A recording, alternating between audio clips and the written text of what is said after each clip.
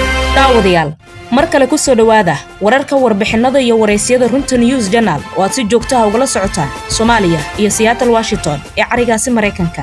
waa wax lagu farxay inaad aragto wadankaaga horumar ku sii tallaabsanaya haddaba waxa qayb ka mid ah noloshaada sahlaya dhalinyarada hortaada ka muuqata oo u diyaarsan inay kuugu adeegaan muddo ka yar 45 daqiiqo iyagoo wato mootooyin dheereeya magacoodu waa rikaab waxay si degdeg ah kuugu keenayaan wax kastoo uga baahata magaalada Muqdisho iyo hareeraheeda sida dukumeentiga cuntooyinka bisil ama kuwa ceerin qalabka elektarooniga dharka bagaashka iyo wixii la mid ah iyagoo kuugu keenaya goob kasta oo aad xilligaas ku sugan tahay. dhanka kale waxaa fursadan shaqo ka faa'iideystay dhalinyaradan oo horey baaga muddo u ahaa taasoo runtii farxad gelisay.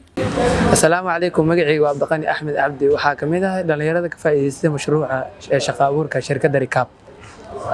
waxaa laga yaabaa macaamilkan inuu soo ilaawo alaab muhiim u ah sida warqadaha caafimaadka asigoo la joogo dhakhtarkii oo la balansanaa ayaan u doonnaa una keennaa warqadiisa.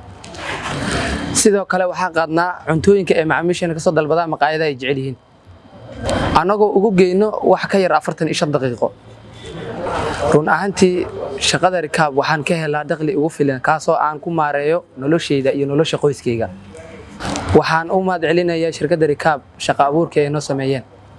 sidoo kale waxaan dhammaan dhalinyarada Soomaaliyeed ugu baaqayaa inay ka faa'iideystaan fursadan shaqo abuurka ee mar la aragta ah guuleysta insha Allah.